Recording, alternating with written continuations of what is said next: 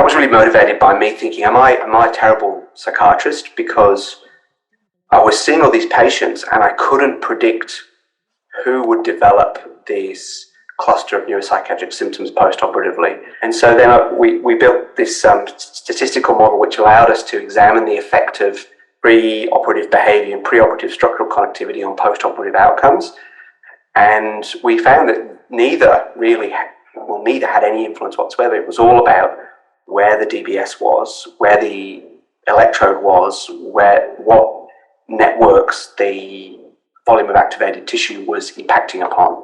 That was the key factor in determining the neuropsychiatric outcomes of these people in our cohort, at least. Did it change practice in your clinic? Oh, definitely. So it's definitely changed our practice at our centre. Previously, I don't think we were so obsessed with where the electrodes ended up, but now in every case we do. So we're very obsessional now about localising our electrodes and titrating our stimulation with these potential risks in mind. And my sense is that we've really reduced the incidence of these post-operative neuropsychiatric complications. So I was down in Sydney doing a talk at the College of Psychiatrists Annual Congress, and Dennis Valakoulis comes up to me, and he's, the senior Australian neuropsychiatrist. He's a great guy, and he said, Phil, I've had this call from Professor Vine, who's the chief medical officer. She says all of these people with OCD have been writing to her about DBS and how they need it and how it's not available in Australia. And I said, oh, isn't that interesting, Dennis? I wonder who told them to do that? Welcome to Stimulating Brains.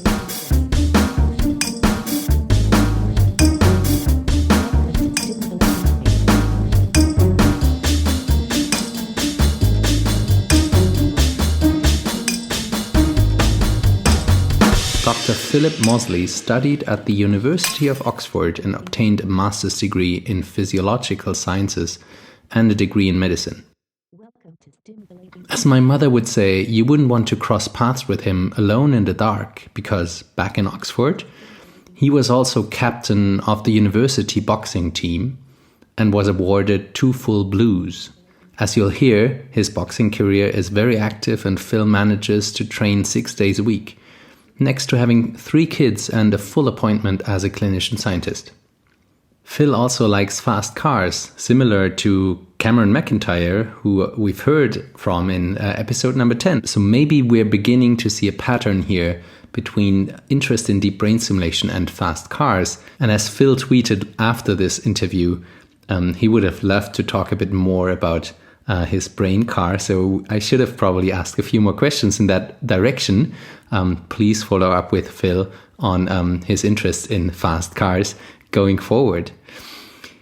Back to science though, Phil completed his PhD in neuroscience in 2019 under the supervision of none else but Professor Michael Breakspear. But now what brings him to our podcast? Well, he is one of the most experienced psychiatrists in the world with regards to the practice of deep brain stimulation and has been embedded as a psychiatrist in the DBS service in Brisbane since 2013. With over 1,200 devices implanted, this center is the largest in Australia and one of the largest worldwide. Furthermore, Dr. Mosley identified brain networks responsible for changes in mood after deep brain stimulation and used mathematical modeling of human behavior to discriminate those at risk of postoperative psychiatric complications. His work translates clinically to more accurate and effective use of neuromodulation based on targeted recruitment of key neuronal pathways. Applying these methods to treatment-resistant obsessive compulsive disorder, Dr. Mosley characterized a brain connectivity fingerprint associated with clinically significant response to DBS. This was a landmark double-blinded randomized trial, further establishing DBS as a viable treatment option for OCD patients with intractable symptoms. So we'll, of course, also cover a little bit the access crisis in OCD, DBS. I would like to thank you so much for tuning in. This is Stimulating Brains, episode number 32.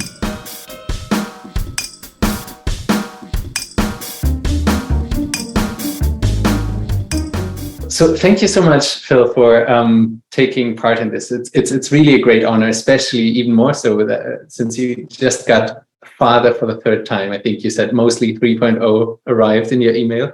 How's that going? Right. It's going really well, thanks, Andy. Great. Yep, it's the third time lucky. I think we've got a sleeper this time, so it's going really well.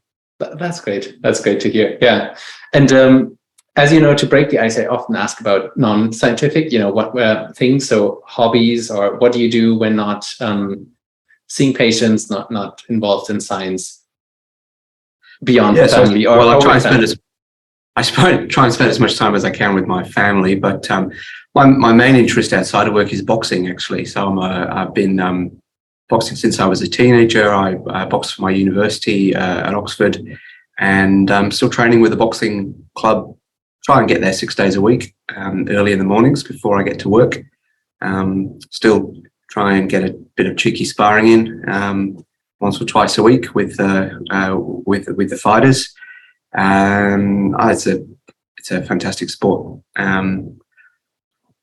The other thing I'm mildly obsessed with is cars, and so I think I emailed you when you had Cameron McIntyre on, and he was talking about his hobby of racing motor vehicles, and I said, well, he's a neuroscientist that races cars, and I would like to be a neuroscientist one day, or at least be thought of as a neuroscientist, and I own a reasonably fast car, so that's a source of interest to me as well.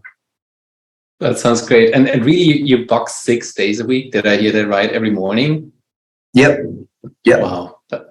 That is really really cool. And do you ever fear getting Parkinson's because of that? Something to it? I wouldn't even know. Is that a myth, or is that cool?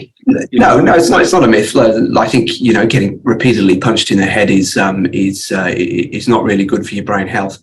But the thing about most amateur boxers and most decent boxing clubs is that it's a lot more controlled than you would anticipate. It's not two blokes going at each other hammer and tongs. It's about skill and craft and speed and defense. It's like any martial art, really.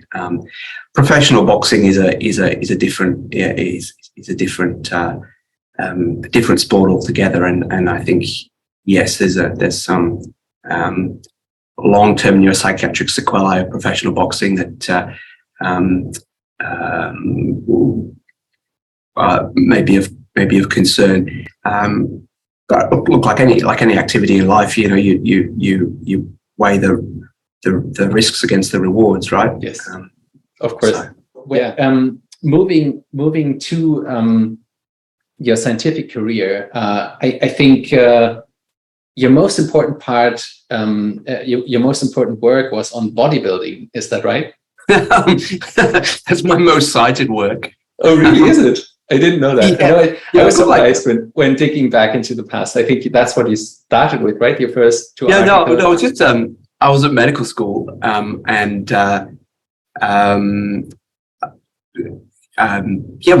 medical school. I was always interested in neurology and psychiatry, and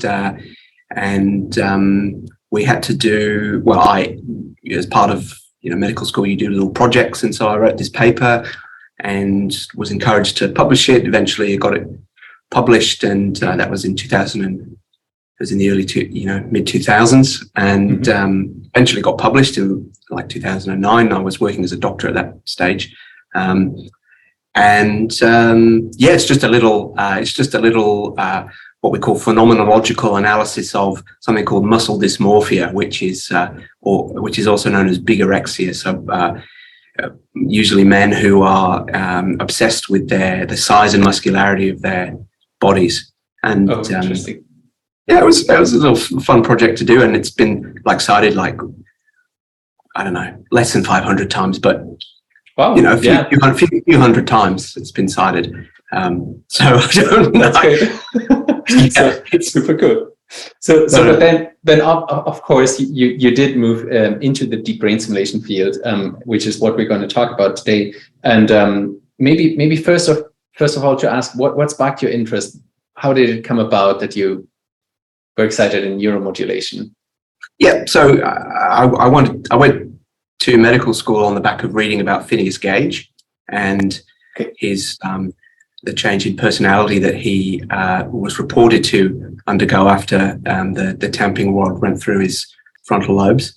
And also I was always interested in the brain and how that the mechanistic operations of that in supporting personality and behavior and choice. And I remember at university in Oxford having a lecture from Tipu Aziz, who was then doing some of the first cases in the UK of deep brain stimulation for Parkinson's disease, and thinking, oh, this is pretty cool. And then I moved to Australia and was training in psychiatry, and this opportunity came up to work with Peter Silburn and Terry Coyne in Brisbane, and that the rest is history, really. I've been working with them for about 10 years now. Great. And that already brings me to the next question. So who were key mentors in your career, or also turning points? You mentioned Tipu Aziz. I'm sure Michael Breakspear was important, but who were the key people or that influenced you? Yeah, so I've been really lucky. My career, such as it is, has been very serendipitous. So I've had lots of psychiatrists and scientists who've been real exemplars of high quality clinical practice and scientific work. Michael Breakspear supervised my PhD in neuroscience at Kjellmar Berghofer Medical Research Institute, and he's hopefully he won't listen to this, because normally I just bag him out all the time, but he's actually really inspirational guy. And look, the list is really too long to mention. Sure. Makes sense. So, but after studying in Oxford, you went to Australia, as you mentioned, and I think, if I remember correctly, when we met in Australia, I asked you why you moved to Australia, and I think the reason you gave me was the sun and the good weather. Is that true? Or pretty much? Yeah, pretty much. So I was working after university. I went to Manchester, which is my hometown in the UK. Worked for a couple of years as a junior doctor, and it's just cold and wet. And also the other thing is, I don't really fit in as an Englishman, because I don't like soccer. I think it's the most boring sport ever. And in the UK, you just can't exist if you don't like soccer. So I had to get out. Gotcha. That's a good reason. And how was the move for you? Like, do you ever miss England? Because I've just moved across the pond, but your move was much further down. So how is that going for you? Don't miss it at all. I think of myself as an Australian now. Been an Australian citizen for many years. Even I go for the Australians I go for the Australian teams in the Olympics and the rugby and cricket and all that kind of stuff. So I'm definitely a fully fledged Australian these days. Sounds great. Switching to the main topic, so much of your work has been, I would say, on the non-motor effects of subthalamic DBS, and then also, psychiatric DBS. But let's start with the Parkinson's disease story first. So I think, if I remember correctly, there was a case report, but then the first real bigger study you published was in Neuroimage Clinical, and then later there was also a brain paper on this topic and another neuroimage paper. But so we could maybe talk about the first one, the neuroimage one first. I remember that there you defined a likelihood of being a case. What did you mean with that? Being a case there. Yeah, so I'll just give a little bit of background to what we were doing. So one of the good things about working with Peter Silburn and Terry Coyne is that they're very busy. So we were doing lots and lots of cases of STN DBS. We're doing about 100 cases a year, and we were seeing, can measure it with the international literature, about 10% of our cases were developing these changes in behavior, decision making, personality in inverted commas, that appeared to arise in the immediate aftermath of the surgery and were correlated with adjustments to the stimulation field.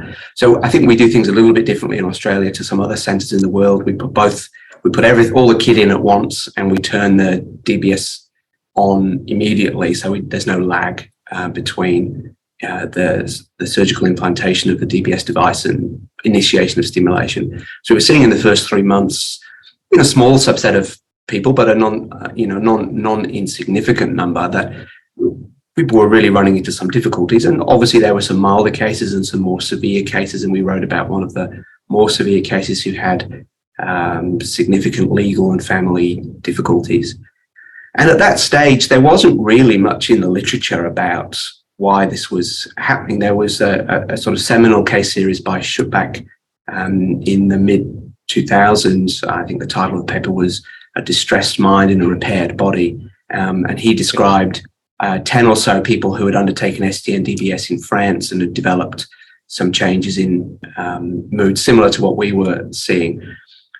And there was an open question, is this an electrical effect, or is this part of the psychosocial adjustment to the relief of disability? In the epilepsy field, epilepsy surgery field, there's a concept called the burden of normality. So if in some people who have resections for temporal lobe epilepsy and become seizure free, paradoxically, they're not necessarily happier after they have their surgery because they have to get on with the boring, mundane aspects of normal life. And so there was sort of an open question about whether this was actually a psychological phenomenon or biological phenomenon. And we looked at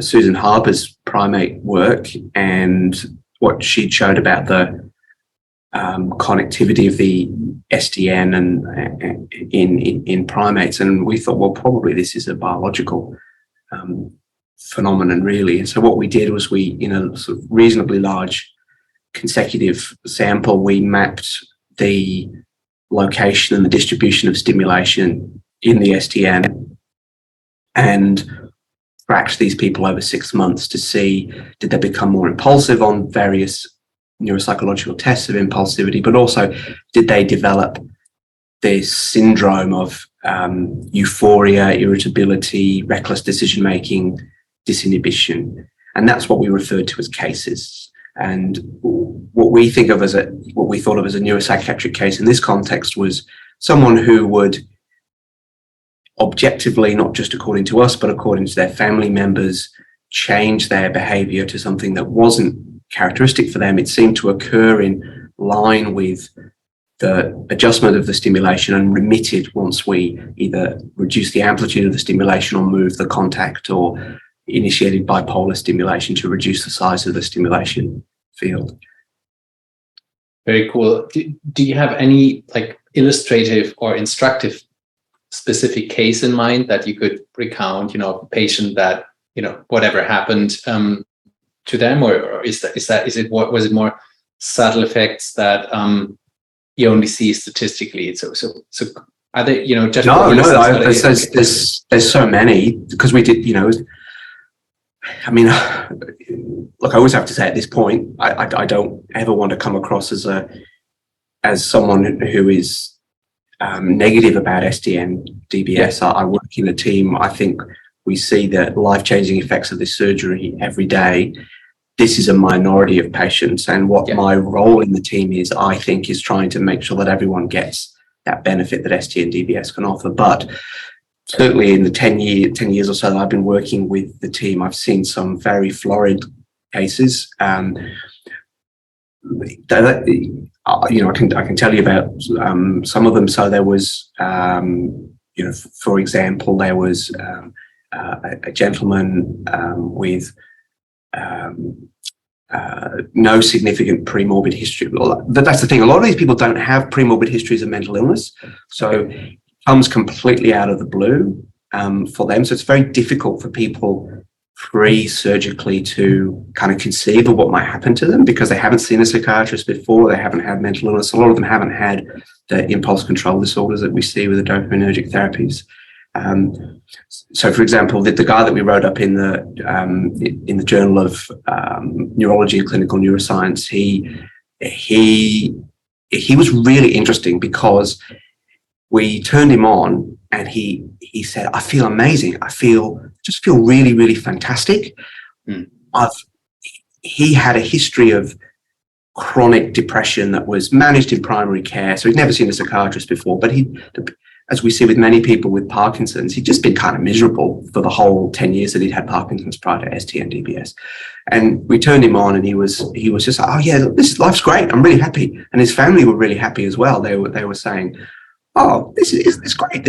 You've really helped our dad, and he's really jolly and funny, and life's really good. And then 6 months down the track, he began to develop some return of his motor symptoms. So don't want to give any identifying information, but let's just say the tremor came back in one of his limbs. So we activated a second contact to produce a wider stimulation field in the right ST. It was actually in the right STN, so it was his left limb, and he then just became very, very outlandish in his behavior, gambling where he'd never previously been interested in gambling, very irritable. He lived in a remote country town in Australia, and in that country town, he would drive around looking for the local policeman. And then when he'd find the local policeman, he'd get out and abuse the local policeman, which didn't go down too well. And he was eventually arrested for doing this repeatedly. And thankfully, they were astute, realized this gentleman's not psychiatrically well, and he was transferred to a mental health unit and required a period of mental health treatment with his device turned off. And then we've been able to gradually reinstate his stimulation after that. So, for that gentleman, really, really not a good outcome. Of course, in the short term. In the long term, we've been able to optimize his stimulation, control his motor symptoms, but there's a lot of trauma and grief associated with his arrest, his detention in a mental health unit. Of course, So we really don't want to see that happening to anybody.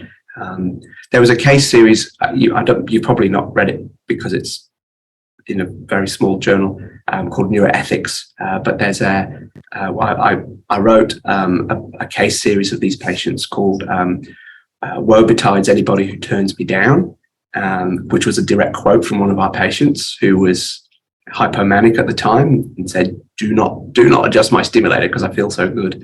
And so that describes some of the problems that we've seen with hypersexuality and impulsive and reckless behavior, poor relationship decisions, and some of the family fallout from that.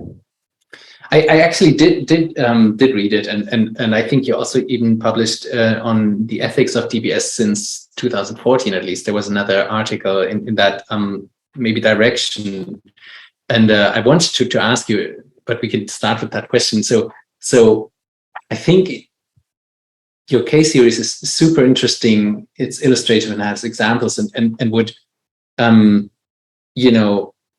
I think so. You interviewed both the patients and then also the spousal caregivers. Yeah, that's right. Series. Yeah, we did. And then I think one key question, as far as I understood, was also, would DBS alter personality, right? If is it even, can we even answer that question? Because of course it changes the motor symptoms, but do you have a short answer on that? Does it sometimes? Probably. No, it doesn't change personality. And what was really interesting about this study was that even people who were the spouses or partners or children of patients who had had very severe neuropsychiatric symptoms didn't believe that the DBS had changed their partner's personality. They felt that it had accentuated negative aspects of that person's personality, but they were still the same person. So I think there's quite a lot of, I don't want to sound like being a bit harsh, but there's quite a lot of waffle in the ethical literature about DBS changing someone's identity, and it's all a bit overblown, really. I think when you talk to the actual people that have been through this, they say, "Well, no, I'm still the same person. It was still me doing that. My barriers or my inhibitions were modulated, were reduced by what was happening electrically in my brain, and I did things that I now regret, but it was still me that did them, and I'm still the same person longitudinally, chronologically through that period." I think there was one quote, if I remember correctly, that sometimes they felt like a younger copy of themselves. Sometimes, that's right. Yeah. Okay. Interesting. So very, very cool stuff. I think, just the focus you had and the many cases you've seen also clinically must be, so enriching in your experience. So I think the next, or at least one other great paper you had in Neuroimage in 2020 was where you looked at changes in initiation, inhibition, and strategy use, again following SDN DBS, probably on the same or similar sample, but you also looped in connectivity between the DBS electrodes and specific cortical regions. And I think you observed changes in these non-motor domains of each patient, correlated that with structural connectivity. I think the study is super rich, but is it even possible to summarize it to some degree? Did you find some key insights there? Yeah, I think probably the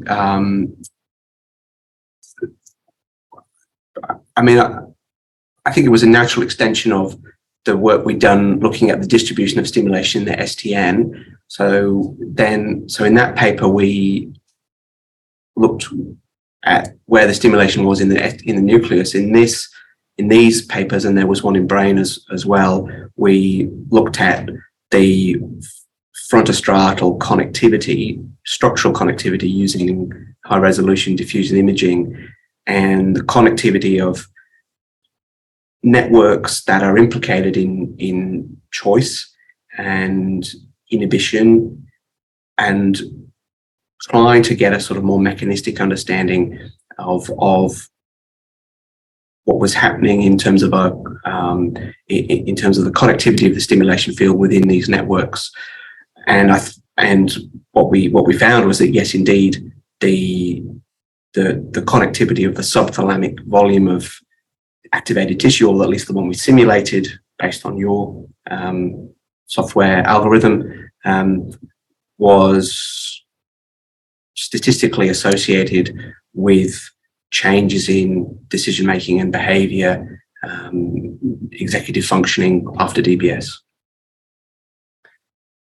Totally agree, and I think so even in the abstract of that brain paper, and we can go into that into more detail in a second. You wrote what really spoke from my heart, that I think you found nearly no significant effect on the group level, just looking at pre and post DBS, but it was important to incorporate where the stimulation actually was in each patient.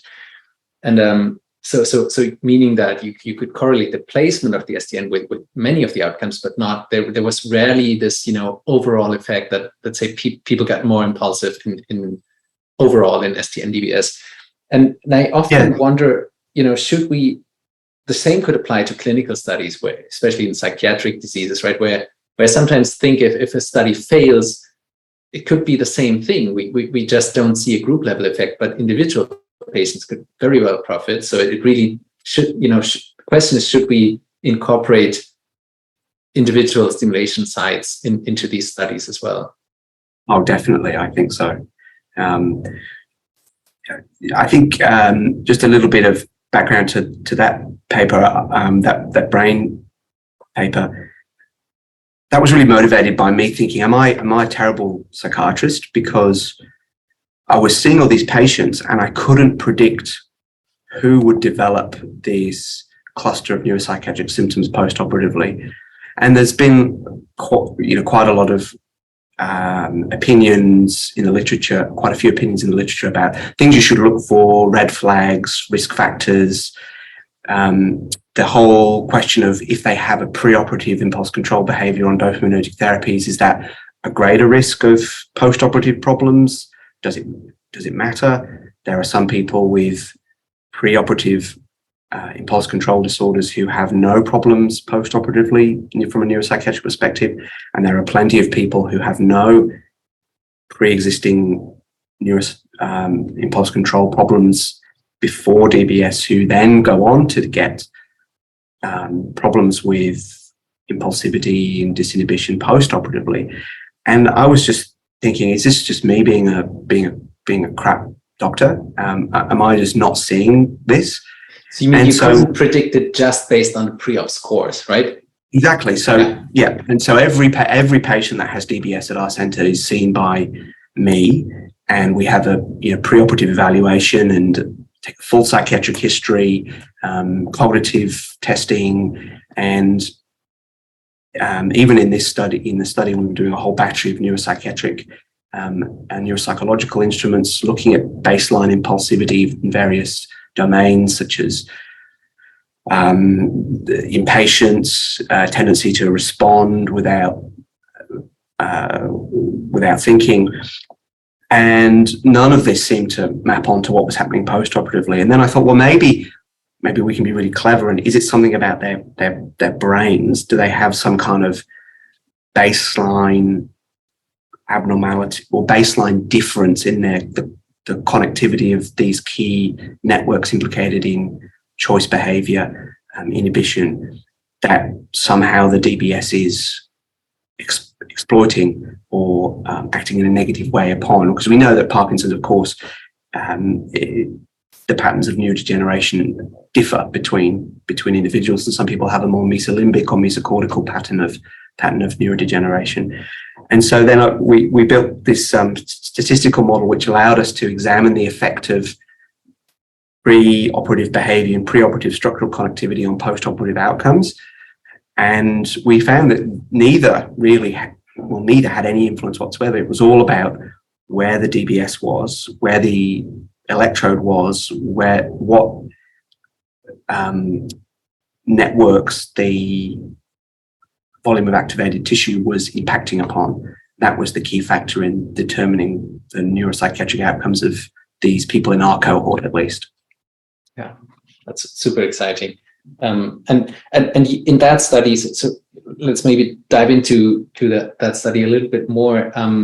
I remember you used a virtual casino. So you had a lot of neuropsychiatric scores, I think, pre and post, and then you also had this virtual casino. And I think in a collaboration with class, I know Stefan, could you maybe outline how that? I think it was blinking, and it was really a vivid simulation of a casino. Yeah. Correct? So the idea was to use a naturalistic paradigm, as well as these pen and paper tests, which, although they're very well established, lack some ecological validity. So basically the idea was to simulate an environment that would encourage people to behave in an impulsive manner, to make double or nothing gambles, to switch slot machines if their machine wasn't winning, to bet unlimited amounts in the service of getting a big reward. So it was a fairly fun little online casino with music and flashing lights that was built by Say Paliwal, who was a doctoral student with Klaas Stefan in Zurich, and Michael Breakspear put me in touch with Klaas, and we collaborated on a few papers involving that casino. And it was really cool. It was really cool. And I think that this idea of using a naturalistic paradigm in psychiatry, is pretty important, because it kind of engages participants more and perhaps gives you more realistic insights into some of the behaviors under question. Sounds great. And I think if there's one key summary finding that you found is that modulating connections between the ventromedial subthalamic nucleus and the orbitofrontal cortex seem to associate with even clinically significant and harmful changes in mood and behavior. Is that the key finding? Yeah. So we again, we use some of the tools in Lead DBS and the normative connectome, normative connectomes embedded within that software pipeline to look at differential patterns of connectivity with the stimulation field in individuals who became these neuropsychiatric cases. So these people who had developed clinically significant changes in mood and decision making that was responsive to stimulation manipulation. And we found that those people the subthalamic vat was, or the volume activated tissue was connected most strongly with the right orbitofrontal cortex. Whereas in people who didn't develop these symptoms, there was no significant connection. Great, really cool. So I think together all these studies really make you the world expert on, where not to stimulate, or at least from a non-motor aspect. Did it change practice in your clinic? Oh, definitely. So it's definitely changed our practice at our centre here. So I can't speak for any other centres in the world, but I think previously I don't think we were so obsessed with where the electrodes ended up. So there was a sense that the neurosurgeon, he put the electrodes in the STN, and so they were there. That's where they were, and we've checked them on the CT, and they're in the right general area. So that's great. They're in the STN. And perhaps we'd use some of the proprietary software from Medtronic or Boston, but we wouldn't really look at that too closely. But now in every case we do, we obsessively track where the electrode has ended up, what with the directional stimulation, how rotated it is, what is the best contact to use. If the electrode is too anterior, we might consider replacing it or moving it. So we're very obsessional now about localizing our electrodes and titrating our stimulation with these potential risks in mind. And my sense is that we've really reduced the incidence of these post-operative neuropsychiatric complications. So great. I can't actually remember, in the last couple of years, we haven't really had any significant cases that to write home about. And the incidence has fallen from 1 in 10, which is kind of consistent with what the literature says. I think probably it happens on a minor degree, maybe in 1 in 20 cases these days at our centre. Yeah. Did you ever see a left-right hemispheric difference on any? Oh, definitely right hemispheric. So in our experience, it's all yes, you can see it in the left hemisphere, but a lot of our findings were right lateralized. And that is the impulsivity construct. Okay. Yes. So so networks that we looked at in our studies,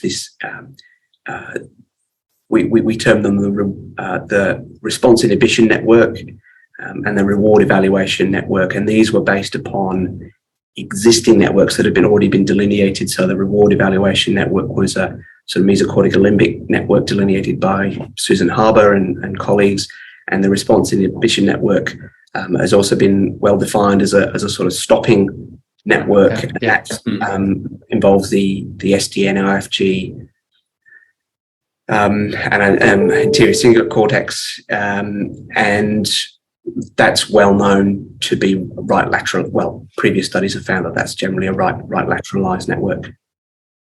That's great.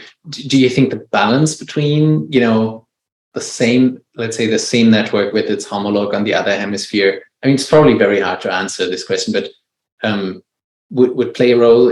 Meaning that, let's say, if there's an asymmetric electrode placement, could that it's sort of like a push-pull effect that I sometimes the reason I ask is we did find on like more depressive symptoms originating really more from an anterior left hemispheric stimulation.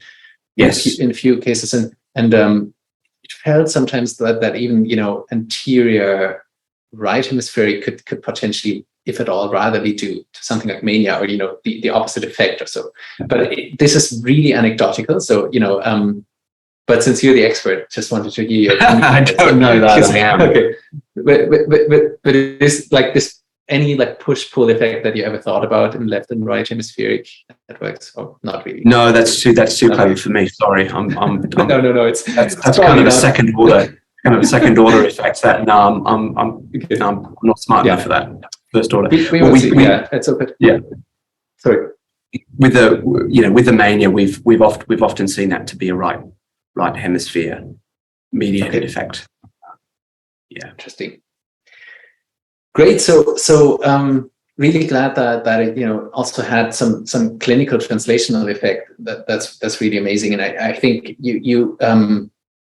I must really applaud the effort of gathering this vast and so deep phenotype data set. I think you mentioned that you yourself had some OCD, of course, in quotation marks, in trying to get a really good data set. And I think you took all these scores yourself single-handedly. Is that correct? Yes. Yeah, really cool. So amazing. Speaking about OCD, in 2021, you published a randomized double-blind sham-controlled trial of the brain stimulation for obsessive compulsive disorder, and you did target the bed nucleus of the stria terminalis. Can you tell us a bit more about the backgrounds of the story of the study? Why this target, and maybe what does the bed nucleus do? If you know, because I don't.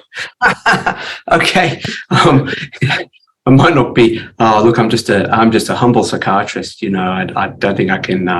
I tell you what the bed nucleus does. I can tell you what I've read that it does.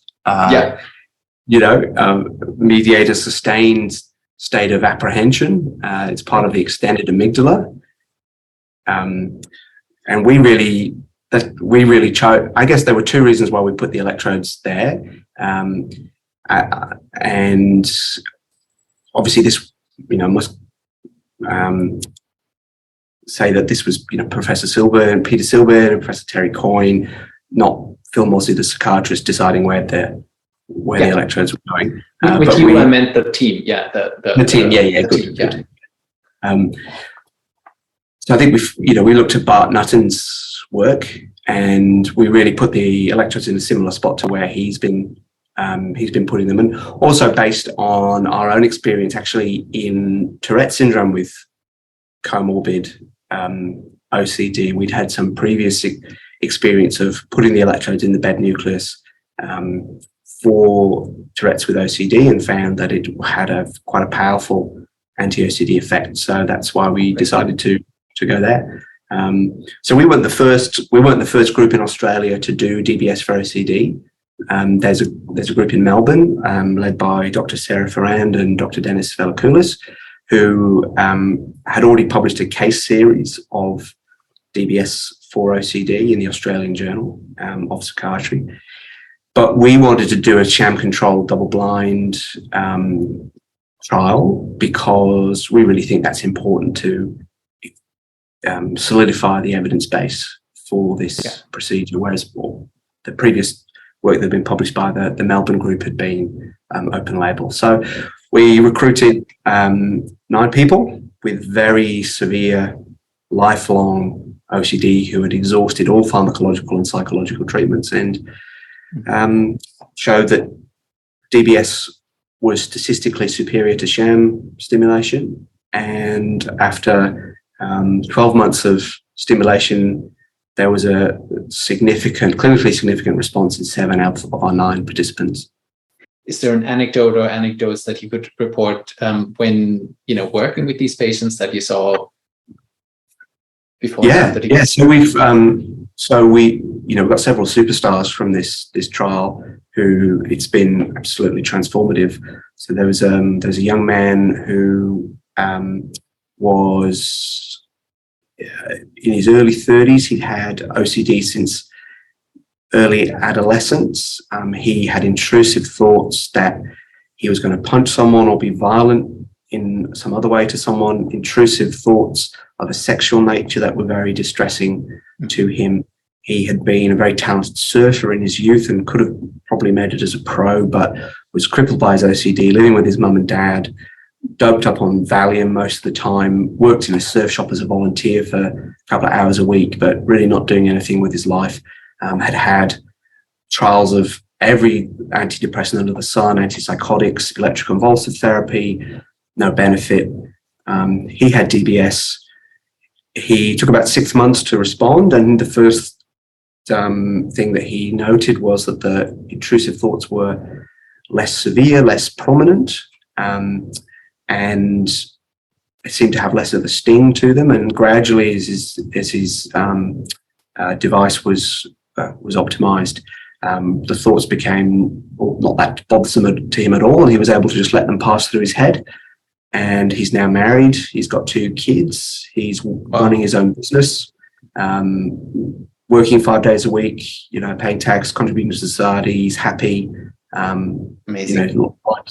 Life's amazing for him. And we've got another gentleman, for example, very smart gentleman in his 50s, chemistry degree, but he had obsessional slowness and obsessional doubt, and would have to repeat all of his all of his activities again and again to make sure they were done correctly, to the extent that he couldn't look after himself because he couldn't wash, couldn't cook, couldn't clean. So he was actually in a nursing home, living in a nursing home because he needed someone to do all of these basic tasks for him. So you can imagine being a smart gentleman in your 50s, living in a nursing home surrounded by elderly people.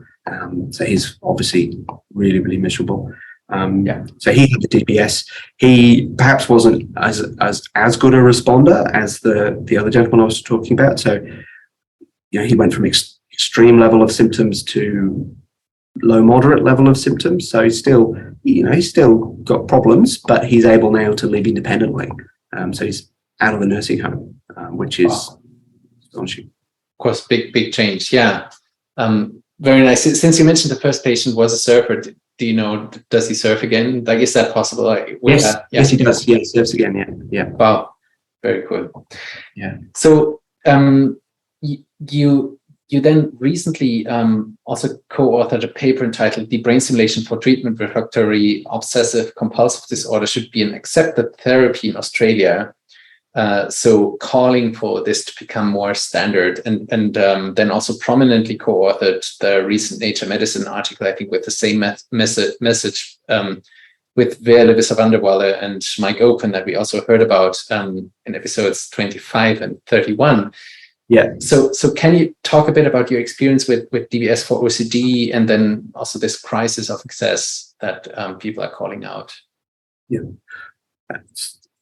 So in the aftermath of the publication of our Australian trial, we were approached by many people with severe OCD in Australia saying, I'm like these people that you've talked about in the trial. My life is miserable. I've tried everything. Can you help? And we couldn't, because we had completed the trial. We used up our trial budget. We had applied to get more funding to do more cases, but unfortunately, it's very difficult to get funding in Australia for science, and we've been unsuccessful. And I felt that there was now really an emerging evidence base for DBS for treatment refractory OCD. There'd been a number of high quality placebo-controlled trials conducted worldwide, and ours was just the latest in the list. And so I wanted to try and use my small influence in Australia to convince the federal government to fund this. So the health system in Australia is probably a little bit different. We do have private insurers, but in order to get a therapy approved for reimbursement, it's the federal government that makes the decision about whether or not an item is fundable. So, for example, in Parkinson's disease, there are item numbers for DBS for Parkinson's disease that are approved. So the insertion of the DBS device, tuning of the DBS device. And so we suggested that DBS for OCD should be added to that item number. And it was really a case of that article that I wrote was really more of a political move to try and stimulate the College of Psychiatrists in Australia to help us. At that time, the College of Psychiatrists in Australia still regarded DBS for OCD as an experimental treatment, and there was a clinical memorandum that was published by them saying that DBS for OCD should never be undertaken unless it's in a clinical trial. And what we were able to convince them to do was to revise their guidelines, and I helped to contribute to that, to say that actually there is now an expanding evidence base for DBS for OCD, and it may be appropriate to deliver this outside of a clinical trial if the person has met several criteria, such as trying all available psychological and medical treatments. And that was a fairly long process to accomplish, and we relied a lot on the support of the community with OCD. So the people that wrote to me with their OCD, I said, look, hey, I'm just one guy. Can you write to the president of the College of Psychiatrists? Here's his email address. Can you write to the chief medical officer for mental health in the federal government? Here's her email address. And it was pretty funny, actually. I think that might be called trolling, but I was down in Sydney doing a talk at the College of Psychiatrists annual congress, and Dennis Velakoulis comes up to me, and he's, the senior Australian neuropsychiatrist. He's a great guy. And he said, Phil, I've had this call from Professor Vine, who's the chief medical officer. She says all of these people with OCD have been writing to her about DBS and how they need it and how it's not available in Australia. And I said, oh, isn't that interesting, Dennis? I wonder who told them to do that. And so we were able then to get some real government interest and in actually making this therapy available. And so we've got an application in at the moment now. We were invited to submit an application to the federal government. We've got one in with to try and approve DBS for OCD for federal funding. It's a long process, so it's not going to happen anytime in the next month or so. But the wheels are turning slowly. Great, yeah, and I mean, if you tell about these individual cases, it's so obvious this has to be done for some patients, right? Of course, it's always the question, who is eligible, and then of course not everybody's like these two superstars that you talked about. But yeah, no. It makes so much sense to potentially fund this. So the study you did was probably industry funded then, right? So the main cost of it is that the device itself and the surgery, or what else is the main? Yeah. Okay. Yeah. So the study was funded by the University of Queensland, and Medtronic supplied the devices. Yeah. Okay. And do you for the listeners, you probably know more than myself, the situation worldwide. I think there's similar crisis of access in Europe and the US. I know that the European device exemption has run out now. So starting essentially this year, we can't even, it's not, approved anymore and paid by insurance at the moment. And I've heard from Vail in the last podcast that industry just doesn't find it interesting enough because the cases are so low to fund another trial, to get this approved. Can you summarize how the situation is in other places?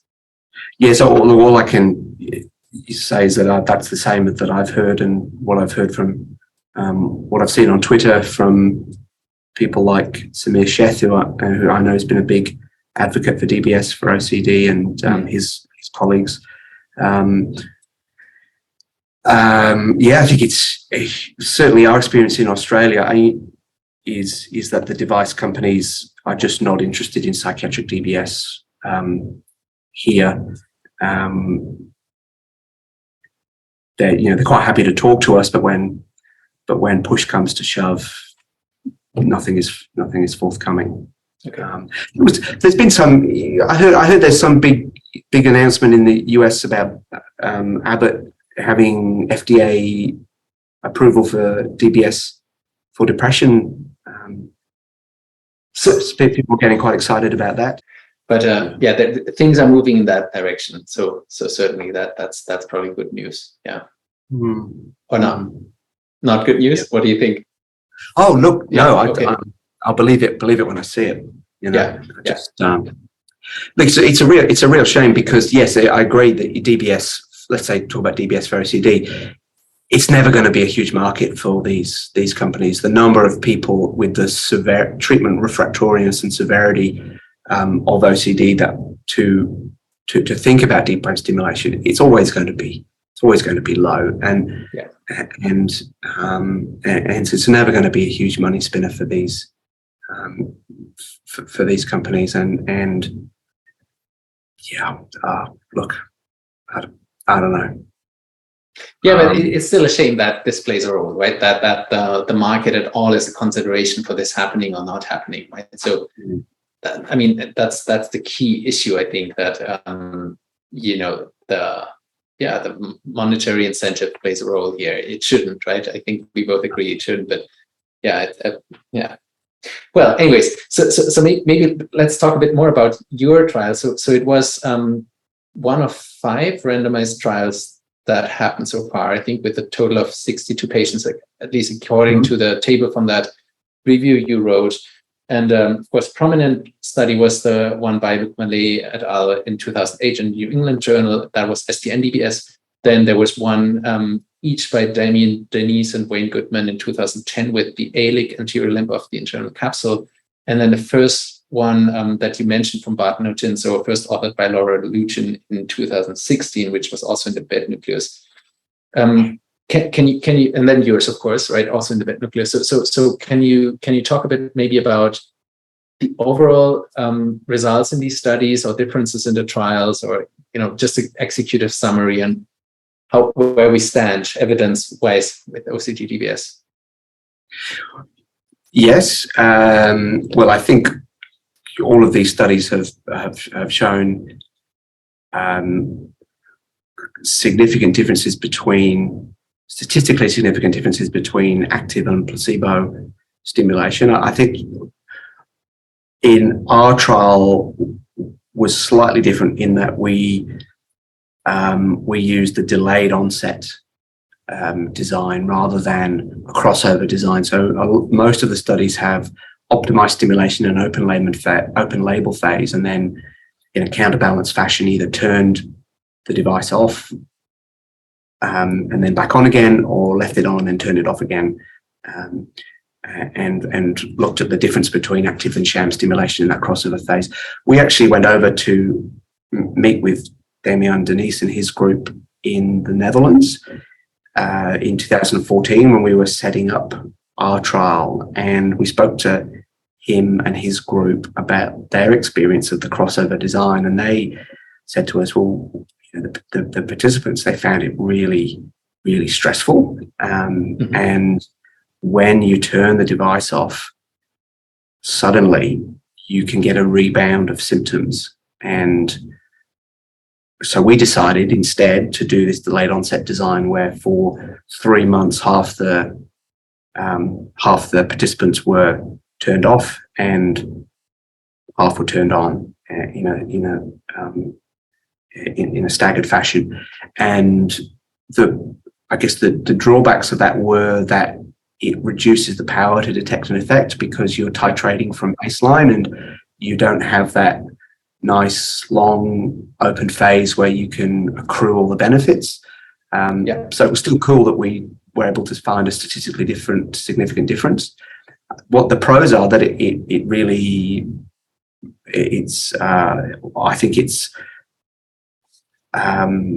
allows for better blinding, because the participants who are off, they've never had the device on at all, so they have no idea what it will feel like, and there's no side effects that they've that they've discerned, that they can guess whether they're on or off, and they don't have that rebound effect when you turn them off, which is really good. So all of these trials have shown a statistically significant difference in one way or another. They've all shown that they're acceptable, and of course there are some safety concerns relating to surgery, namely infection. So we had one participant in our trial had to have her device explanted because of infected IPG. So that there are this is neurosurgery. So there are some safety factors to take into account. And Phil, this was one of the non-responders, right? So when you mentioned seven had a good response, so one was, essentially excluded, right? So you even have 7 out of 8, if I remember correctly. Yeah, that's right. Yeah. And although the numbers are small in terms of total numbers, I mean I've heard people criticize the DBS literature, psychiatric literature, before, saying, well, you're talking about less than 100 people who've been in these trials. Well, look, actually, I think if you look at the history of psychosurgery, I think it's incumbent upon us to be cautious and methodical. I think it would be more of a concern if we had implanted 3,000 participants, right? Absolutely. Yeah. That's a good point.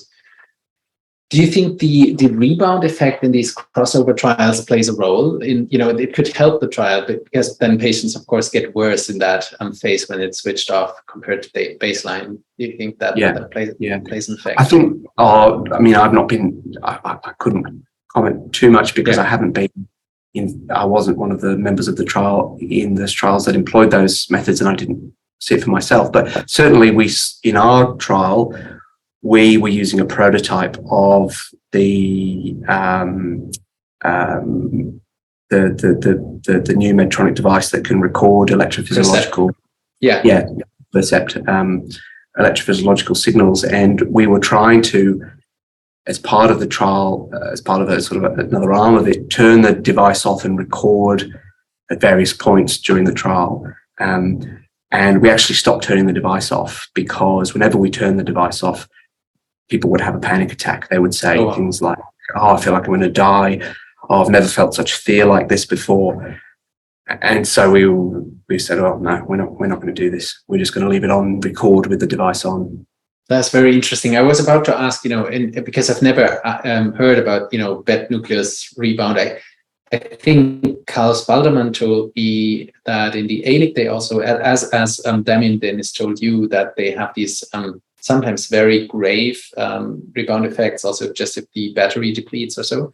And apparently the Grenoble team mentioned, and I've just heard that from Carlos, that's not so much the case in the STN. Do you know any about that? Have you heard similar things? No, that would be interesting if it's different in the STN. Not sure. It's hearsay, but could be interesting because he found it quite concerning, right? That as long as the DBS is on, it's all good, but it could lead to even emergencies if the battery stops or so. Yeah, of course. Yeah, and what if someone breaks a lead or have a hardware malfunction, and especially if my biggest fear, I think, is that if the device companies aren't really interested in supporting this cohort of patients, and we don't have federal funding to do this at a government level, what happens if one of these people in the trial have a hardware malfunction? Then good point. Yeah, that's that sometimes keeps me up at night.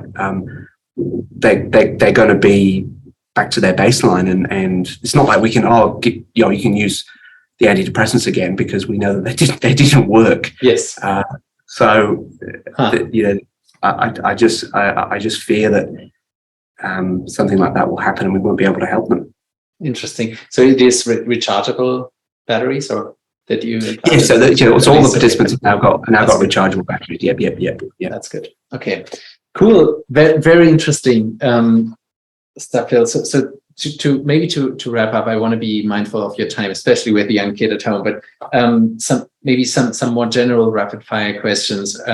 Was there anything where you thought this was a waste of my time, or this was real failure or so, that you might be able to share? No, not really. Look, I think my approach has always been to just slowly chug on and gradually accrue things.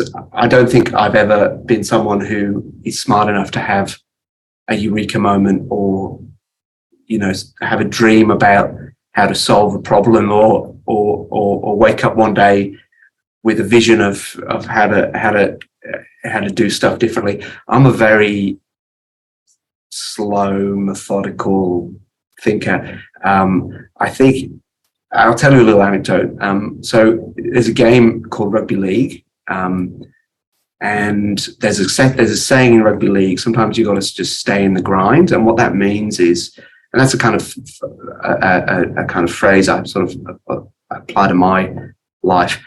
So rugby league is a game where you pick up a ball and you run at the opposition and they knock you down, and then they pick up the ball and they run at you and they knock you down, and then you pick up the ball, you run at them, they knock you down, and it goes on and on and on and on and on and on and on until eventually someone scores a try.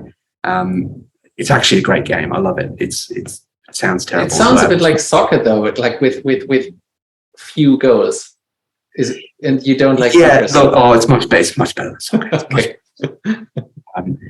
And there's this saying, stay in the grind, which just means keep going, just keep picking up the ball, keep running it back, take the hit, set yourself and do it again and again and again and again. And sometimes I think like that when I'm going into the clinic, I've got a full day of patients and I've got, I'm like halfway through, at the moment, I'm halfway through collecting a data set on people with melancholic depression. And I want to get over 100. I want to get into triple digits with the number of participants. And I'm about halfway through, and it sometimes feels like, oh, am I ever going to get there? Because you got to spend a whole day with these people, which is great. I love it. I absolutely love meeting these people, but it takes a long time to get data.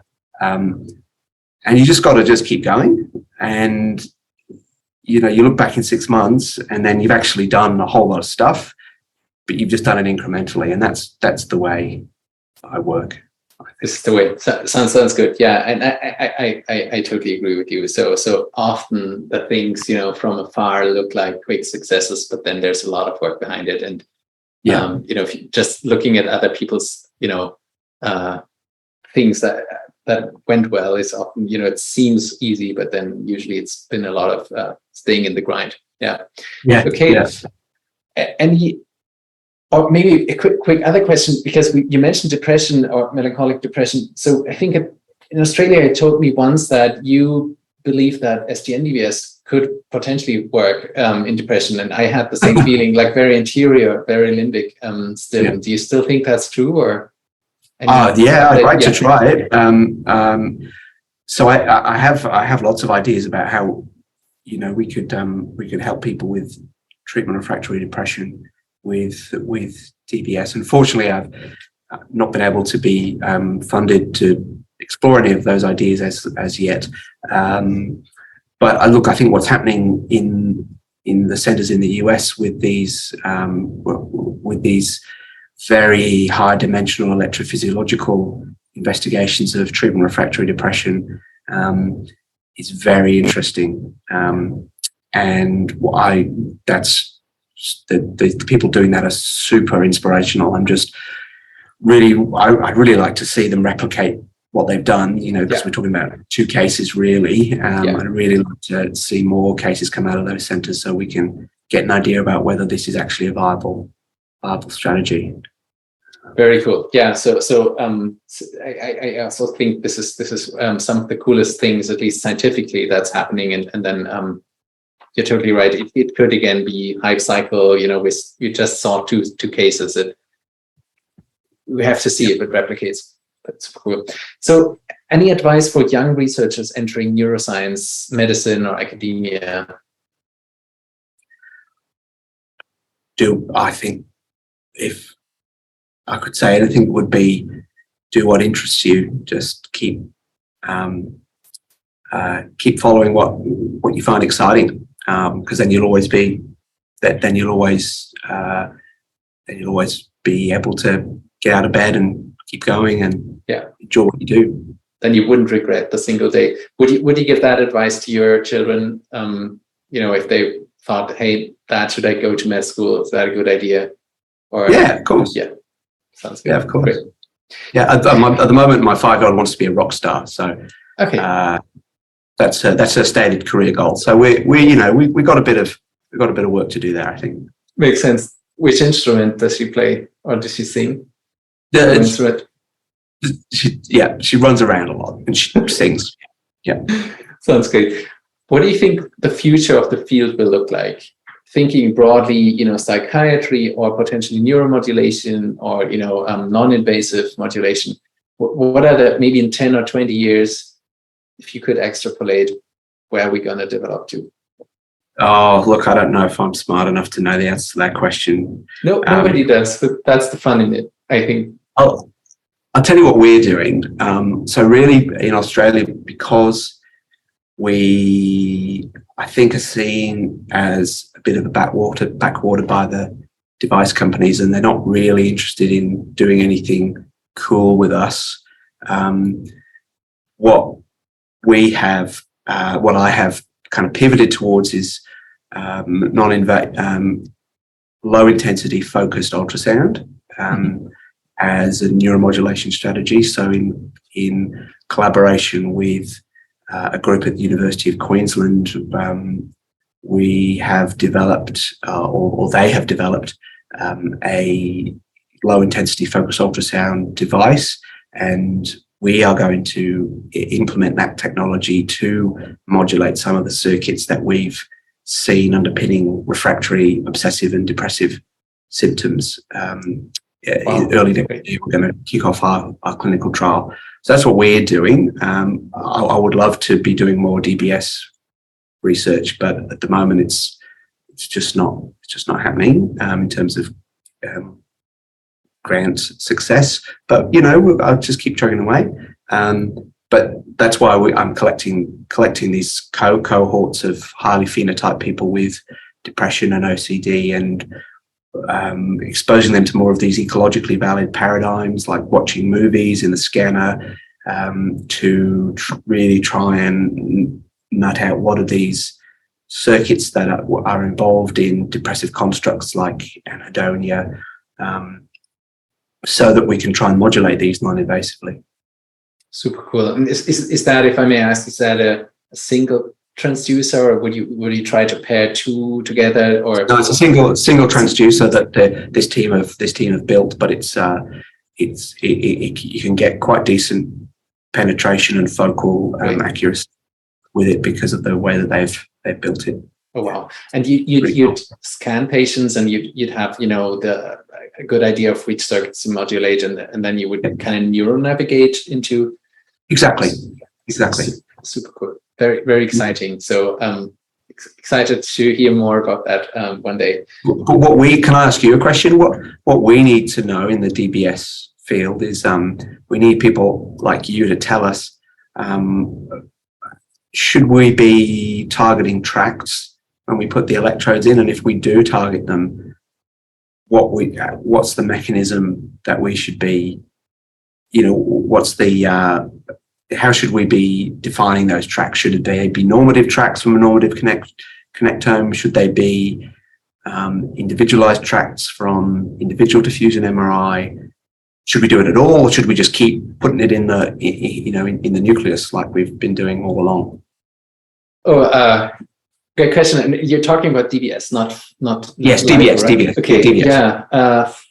Good question. So I'd have a lot to say on that, and so I think a lot of people might think I'm all pro normative connectomes and wouldn't see the value in individualized, and that is far from the truth.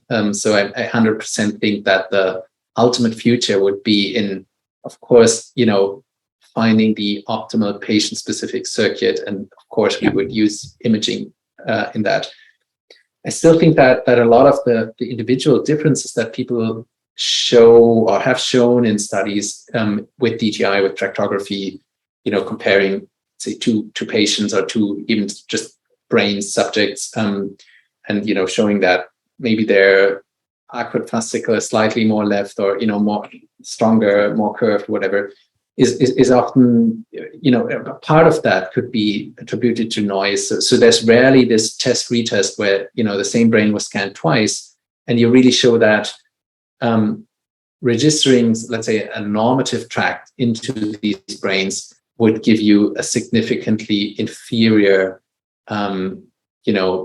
comparison to one of these scans versus the scans to each other, right? So the test-retest of how different are these tracts really, and I think it really boils down to bigger tracts versus smaller tracts as well, right? So I don't think that these very massive tracts, like let's say the forceps major or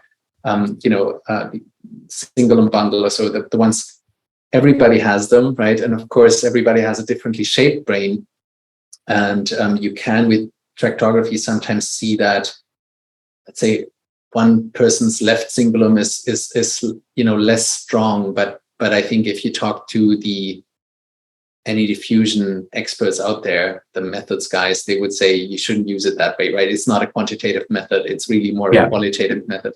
So of course, scanning the same person twice is key, I think, if you really want to rely on patient-specific stuff. And then, essentially, the solution can also not be just having a normative tract target, let's say, I don't know, Helen Myberg's depression switch, and then putting that into the individual brain with FSL and saying that's where we put the electrode. Yeah. So as you know, I think my lab we're focused on really trying to make such a registration as accurate as possible, with manually refinements where we really zoom in and would, manually fit the exact structure together with, not just applying, let's say, FSL to it. So there's also a big difference in how you would apply normative resources to the brain, right? And I find it sometimes a bit funny that the field is totally fine with the concept of, let's say, warping a structure like the STN into the patient or a sweet spot, but as soon as it's a tract, they think it's very different across brains, right? So my 2 cents is that we can probably get to 80% with normative resources, and then the rest of the 20%, we need to first revise how we do individualized tractography to get there, right? So Sure. That's, I think, super interesting question. There should be more good science in that direction, but I think many of the studies that really show individual differences have, just shown it once and not a test retest, and essentially taken for granted what they saw for real anatomy, which often is just, MR data. Yeah. It doesn't answer your question, right? So what we need, what us sort of more simple souls, clinicians need is, clinician scientists need is I think we need, like you and people like Frankie A, to have a kind of, I don't know, maybe you should write a paper or something saying what the best practice should be, in your opinion. But yeah, but I don't know. We are scientists. We should follow the data. So the opinion doesn't really matter so much, right? I would still think that with the OCD example, we've even published together on this in the review with this specific track we found. I think one key evidence that could show that it's not useless is that it has been replicatively in predicted outcomes in unseen data. Now we've recently even done a blinded fashion where Samir Shest sent us 10 imaging data sets from 10 OCD patients, and we just we were able to predict their outcomes without just seeing the imaging data and the simulation parameters. And that's not published yet, but we sent it back, and there was a scary email to send back to Texas, because it was really we had to put our nickel down. We couldn't fiddle with the data or whatever, because we really didn't know the outcomes, and we sent it back to him, and they could then test it, and it did correlate so significantly. So even a 0.75 or so R value, showing that in my opinion, that's the best test we can have, at least with retrospective data. And then of course we have to prospectively test these things, and whether there's an added additional value of re-identifying the same tract based on the patient's individual DTI, I honestly don't know. The question, though, would be, if you sit down and try to do it, how would you even do it, right? Would you take the endpoints of the normative tract and find what's in between with tractography? Then essentially you get the same thing, right? Because it's just going to be the line or the curved line between the two things. Or would you rather take the cortical sites, let's say that the ACC as a start point and the STN, but then how do you define those, right? Because they differ between patients as well, right? So you then need to maybe scan them with fMRI. So sitting down, you realize it's not even so easy to use, let's say, the patient-specific data to find the individualized version of a normative tract. So I think there are some methodological questions to be solved. But just using that as an intermediate step for now, I would have a good feeling by now, but since it's been replicated so often, to try this. and I'd have a good feeling, because it wouldn't really change it wouldn't change the target. It would just refine it. It would just, give a millimeter up or down where you would stimulate, and not so much qualitatively put the electrode in a completely different place. But yeah, so far no team is doing that. So I have to try to find a surgeon or a team willing to run a prospective trial in that direction. Yeah. Cool. So last question, as a general question, any missed opportunities that you think the field should be taking, but we're not taking? And I know about, of course, what we've talked about with the device industry and OCD and so on, but maybe more generally scientifically, do you have anything where you think, oh, somebody should do this, but I don't have the time, or or are we seeing things wrong? Anything like that? Oh, that's a good question, Andy. I don't know. I don't think I have a good answer for that question at the moment. But I mean, that's also a good answer, right? So you're saying essentially the neuromodulation field is in good shape in, at least, of course it will all take time and so on, but you don't have the urgent feeling that we're running the wrong direction, something, or missing something. No, that's not in my extremely humble opinion. No. Sounds good. Okay, great. So Phil, anything I did not cover about your many cool things that you would have wanted to talk about, or concepts, or do you think we covered everything? I think we've covered everything, Andy. Thank you for inviting me on. I feel very humbled to be on this podcast alongside the greats that you've already interviewed.